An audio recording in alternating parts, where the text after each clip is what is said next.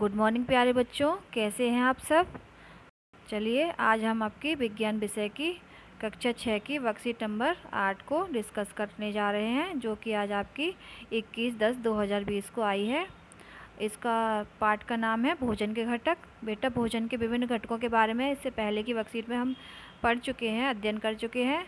भोजन के विभिन्न प्रकार के घटकों जैसे कार्बोहाइड्रेट है, प्रोटीन है, वसा है, आपका जल है, आहारी रेशे हैं, खनिज लवण हैं, इनके बारे में और विटामिन्स के बारे में हम पहले ही पढ़ चुके हैं।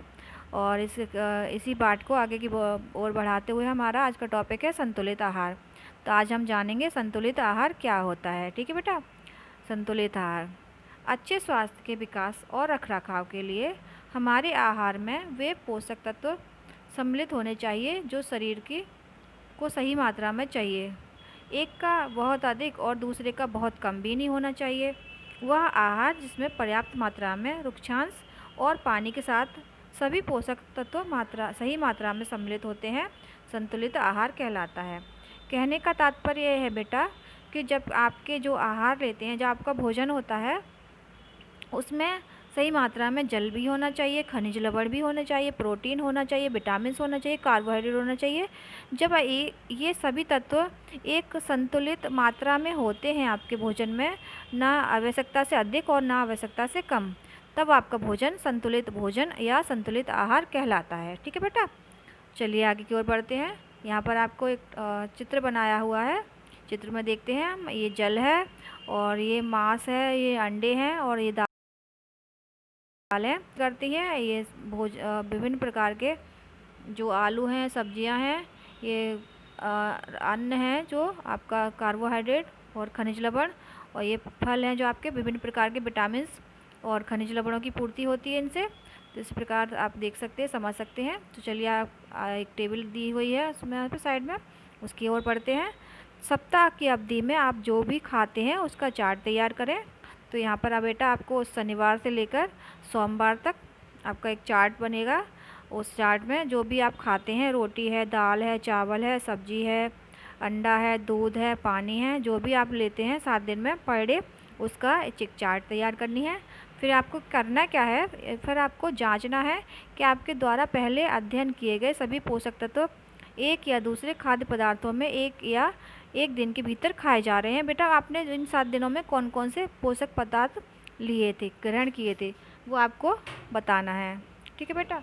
आज की वर्कशीट में आगे की ओर बढ़ते हुए आपको एक कॉलम और आया है, इसमें पढ़ते हैं। कुछ पोषक तत्व धोने और पकाने की प्रक्रिया में खो जाते हैं। चावल और दालों की बार बार धुलाई में उनमें मौजूद विटामिन और खनिज लवण निकल सकते हैं। फलों और सब्जियों को छीलने के बाद धोने से कुछ विटामिन और खनिजों का पकने के दौरान अतिरिक्त पानी का उपयोग किया जाता है और उस पानी को फिर फेंक दिया जाता है, तो कई उपयोगी प्रोटीन और खनिज लवण काफ़ी मात्रा में खो जाते हैं।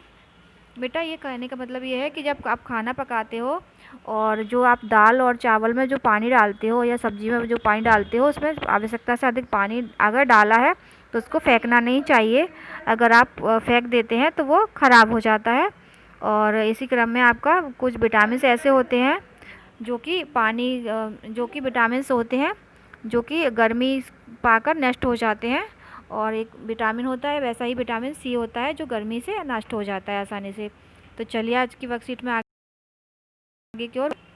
पहला क्वेश्चन है, सही का चिन्ह लगाइए। सिर्फ चावल खाने से हमें अपने शरीर संबंधी पोषण की सभी आवश्यकताओं की पूर्ति कर सकते हैं? बेटा, ये इसका आंसर ना आएगा, क्योंकि केवल चावल खाने से हमें आवश्यकताओं की पूर्ति नहीं कर सकते। ठीक है। बी है, आहार में फलों और सब्जियों के शामिल करना चाहिए अपने आहार में। बेटा, हमें सभी फलों को और सब्जियों को शामिल करना चाहिए, बिल्कुल करना चाहिए। इसका आंसर हाँ है। सेकंड क्वेश्चन है, खाना पकाने के दौरान कौन सा विटामिन ऊष्मा से आसानी से नष्ट हो जाता है? तो अभी थोड़ी देर पहले हमने पढ़ा था बेटा, खाना पकाने से विटामिन सी आसानी से नष्ट हो जाता है। तो विटामिन सी जो होता है खाना पकाने के दौरान आसानी से नष्ट हो जाता है, विटामिन सी। इस प्रकार आपकी आज की वर्कशीट पूरी होती है बेटा। उम्मीद है आपकी वर्कशीट आपको समझ में आ गई होगी, आप इसको आसानी से कर सकते हैं।